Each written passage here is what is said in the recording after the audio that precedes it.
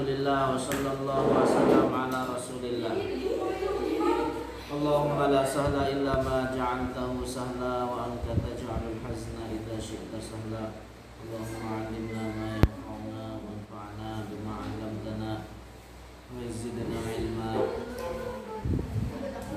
Na'udzu bika min hali ahlin nar. Billahi ta'ala. Bismillah. Qala al-mu'allif rahimahullah wa an yabi'al qutna. Sekarang kita akan menjelaskan tentang macam muamalat yang diharamkan yang juga merupakan contoh dari ribal qard. Kemarin sudah kita jelaskan tentang ribal qard, apa definisinya? Kullu qardin jarra manfaah fa huwa riba. Nah, itu definisi dari riba al-qard. Nah, di sini diberikan beberapa contoh oleh muallif. Di antaranya adalah an yabi'al qutna, seperti orang menjual kapas. Au ghairahu minal badai, atau lain-lain dari macam-macam barang. Atau lain-lain dari barang yang lain. Wa yuqridul mushtariya, dan diberikan hutang oleh yang kepada pembeli fawqahu darahima, dengan harga yang lebih mahal, beberapa dirham.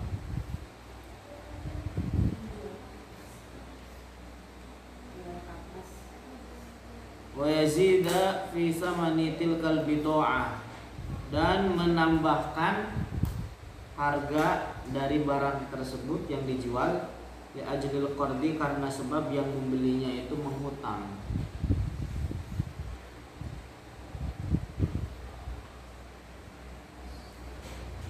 Au yuqridul haika, atau memberikan hutang al-haika terhadap apa?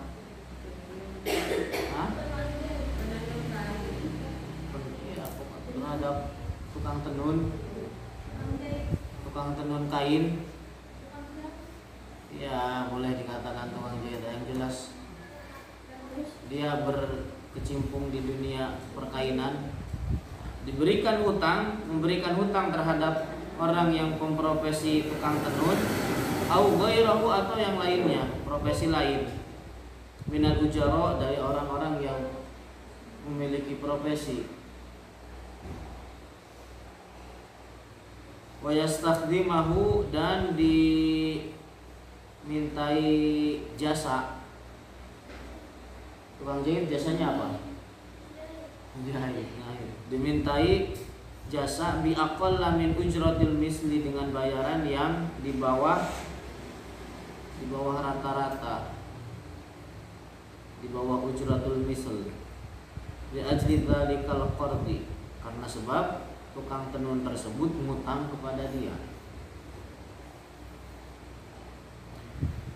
Artinya in syarata dzalika, kalau seandainya mensyaratkan hal itu, wa yusammuna dzalika ar-rabtah. Nah, ini dalam fikih disebut dengan ar-rabtah.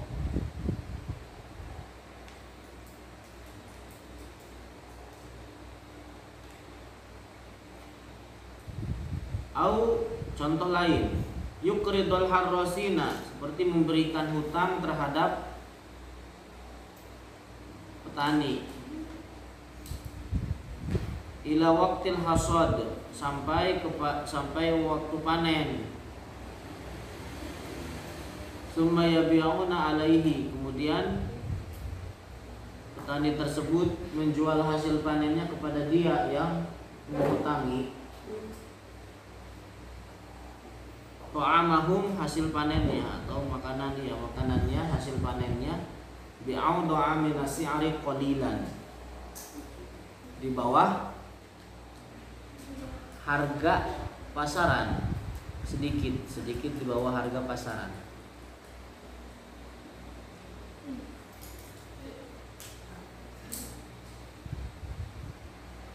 Wa yusammuna dzalikal maqdiyya. Nah, ini dinamakan dengan al-maqdi dalam istilah fikih.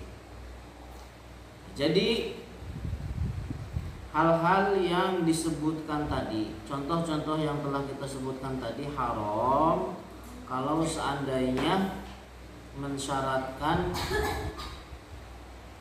kesepakatan yang seperti tadi disebutkan. Karena ini contoh lain dari riba al-qard. Jadi contoh yang pertama apa? Orang jualan barang. Orang jualan barang. Harganya 10.000. Jualan apa? Mau jualan apa? Orang misalkan jualan apa? Ya, jualan piring 10.000. Nah,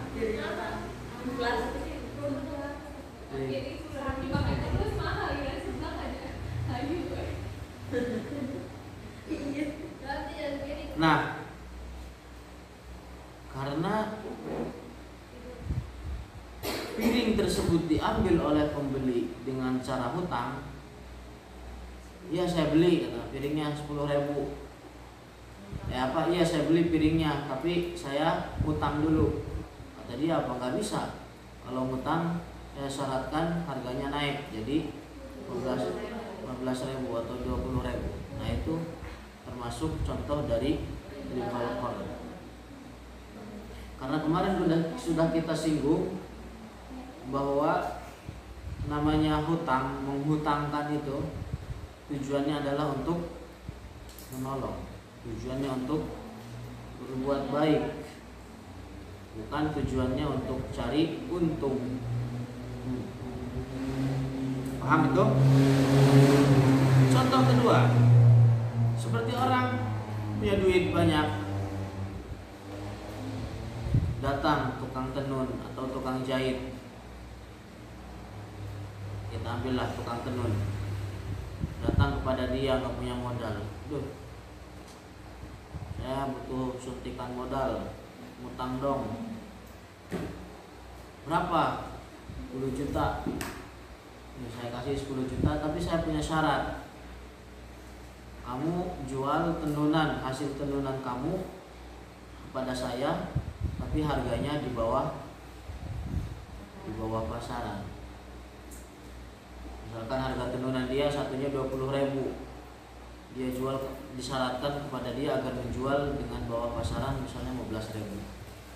Itu namanya riba al-qard.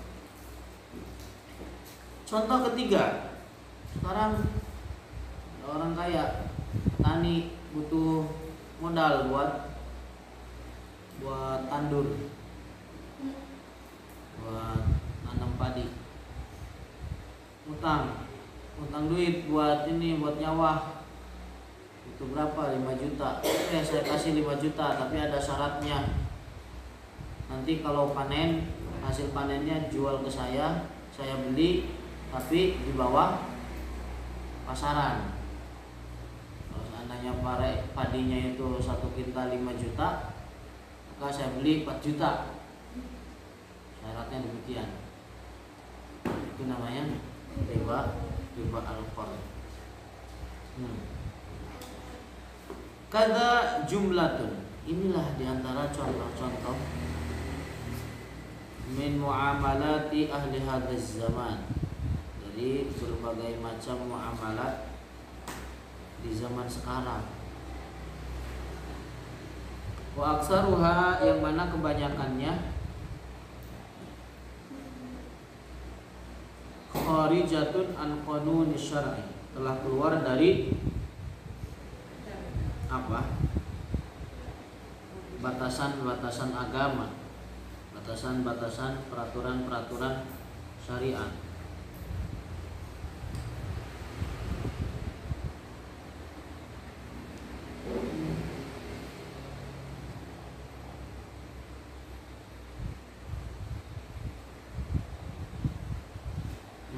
Jadi banyak sekali muamalat-muamalat di zaman sekarang yang telah keluar dari aturan syariat.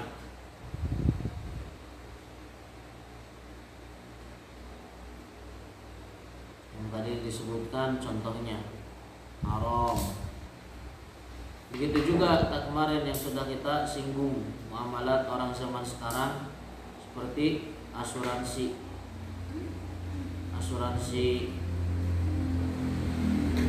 mobil, asuransi barang, asuransi kehidupan. Jadi segera keluar dari zona ini. Tobat.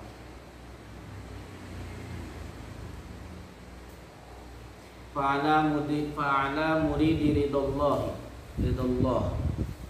Maka orang yang mengharapkan keridhaan Allah Subhanahu wa ta'ala, wa salamati dinihi, dan keselamatan agamanya. Orang ingin agamanya selamat. Wa dunyahu, dan begitu juga dunianya selamat. An yata'allama, hendaknya dia mempelajari ma yahillu, apa yang dihalalkan, wa ma yahrumu, dan apa yang diharamkan.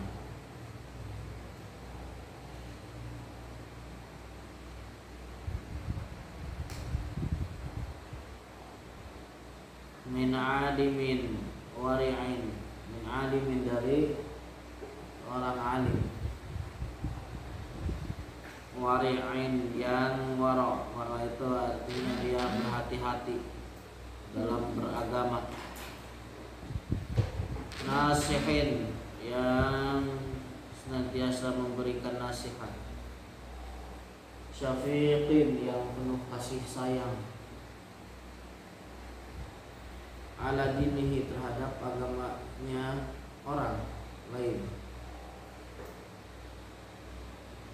Fa inna talabal halal, karena mencari harta dari jalan yang halal, fardhatun, itu diwajibkan.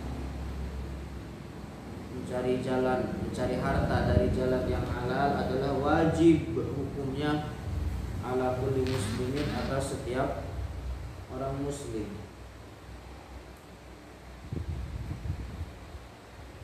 Ini diwajibkan atas setiap individu mukallaf untuk mempelajari ilmu agama yang wajib, agar dia mengetahui halal haram secara talaqi. Belajar itu secara talaqi, face to face, pada seorang guru, bukan belajar di TikTok, bukan belajar di snack video.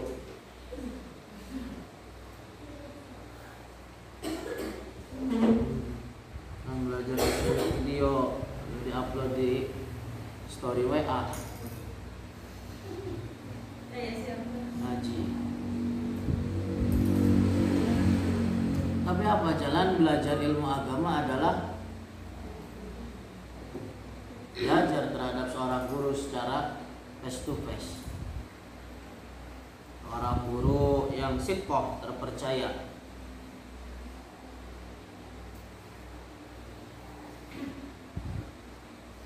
Karena tidak boleh kita meminta fatwa, dia menanyakan suatu permasalahan terhadap orang yang bukan ahlinya.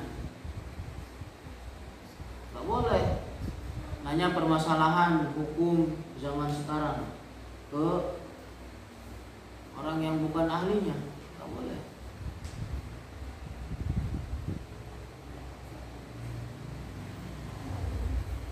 Al-Imam Tabi'in Ibnu Sirin mengatakan, inna hadzal ilma dinun fanzuru amman ta'khuduna dinakum. Jadi ilmu agama itu bagian dari agama, maka lihatlah dari mana kalian mengambil agama kalian.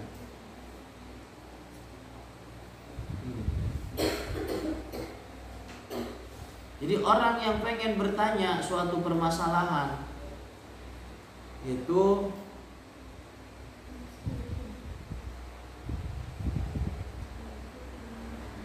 hendaknya dia mengatakan atau hendaknya dia bertanya terhadap seorang yang ahlinya.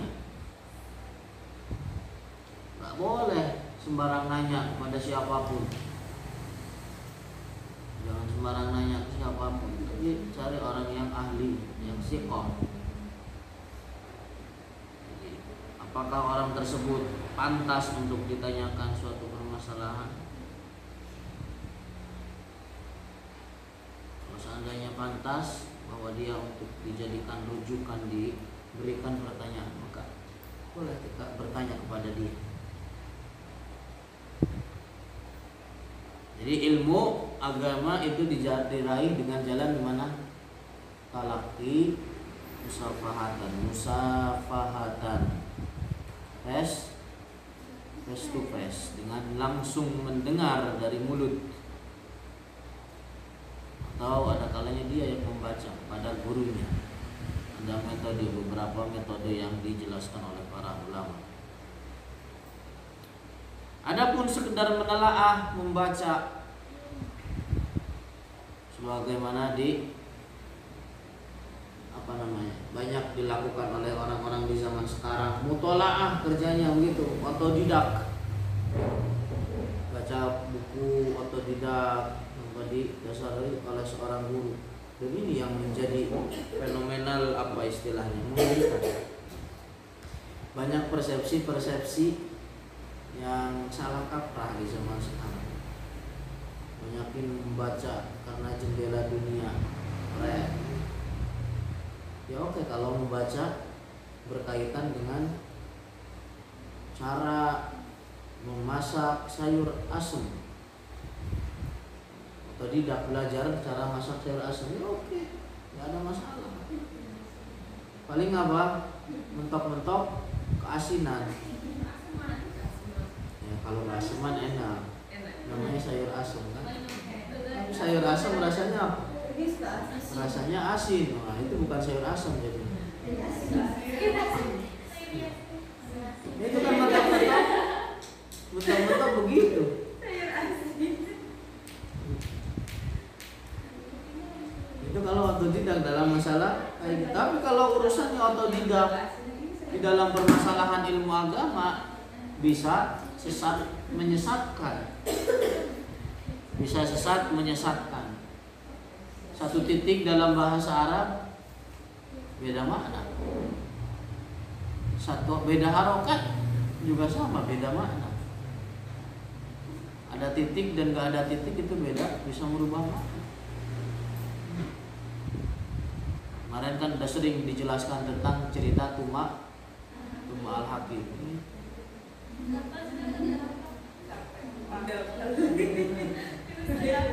Tuma al-Hakim itu ceritanya baca hadis gitu. Dia yang dia baca al-hayyatus sauda syifa'un min kulli da. Padahal redaksi hadis yang sebenarnya al-habbah dengan al-hayyah. Bedanya apa? Titik satu, al-habbah dengan al-hayyah. Artinya yang tadinya redaksi yang sebenarnya jintan hitam, tahu habbatus sauda, jintan hitam, obat dari berbagai macam penyakit. Ketika dibaca al-hayyah berubah maknanya menjadi ular hitam. Akhirnya dikonsumsi lalu mati. Karena dia mengira ular hitam adalah obat dari berbagai macam penyakit. Kan konyol begitu. Maka orang kalau otodidak belajar dalam kitab-kitab, buku-buku, hal-hal yang berkaitan dengan akidah, kemudian misalkan diyakini suatu keyakinan rusak yang dia baca, bisa saja dia keluar dari Islam tanpa dia sadari, kan? Nah itu.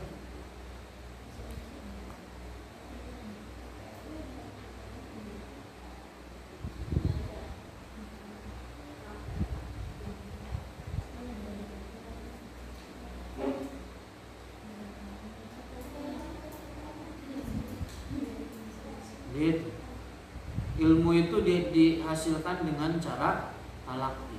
Tapi talaki juga bukan sembarang talaki.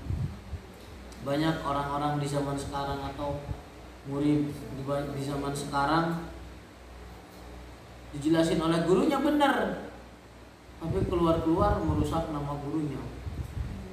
Kemarin dijelasin sama Ustadz Wati begini, padahal bukan begitu. Berarti apa? Dia yang telah menyeleweng. Jadi kalau seandainya kita tidak yakin, kalau seandainya jawaban kita tidak seperti kita melihat matahari, jangan disampaikan. Kalau ragu-ragu, jangan disampaikan. Nanti kalau itu tanya lagi aja sama ustadznya misalnya. Atau nanti saya tanyakan lagi, atau nanti saya murojaah dulu, kemarin saya catat. Gitu. Bukan, kalau ragu-ragu jangan disampaikan pertanyaan orang yang bertanya. Karena ilmu dihasilkan dengan cara sungguh-sungguh, bukan dengan malas-malasan. Baik, kembali, jadi ilmu agama bukan diraih dengan cara malas-malasan. Karena namanya malas dengan hasil itu saling kontradiksi kan.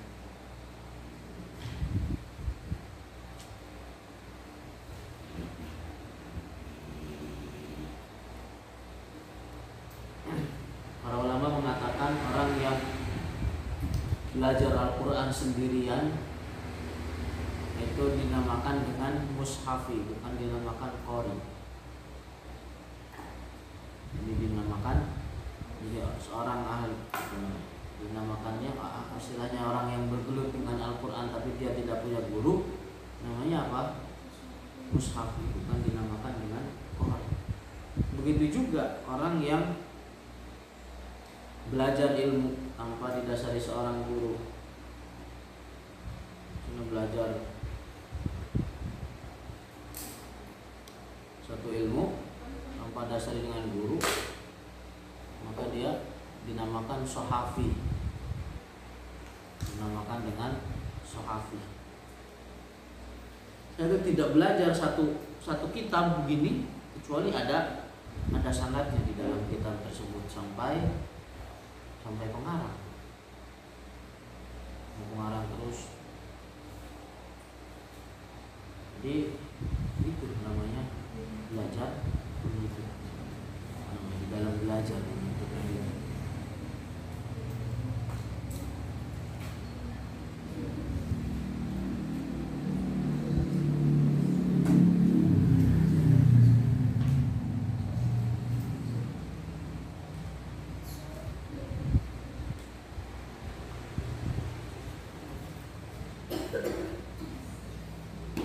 Terus faslun fil nafaqah. Sekarang kita menjelaskan tentang nafaqah. Yajibu 'alal musiri.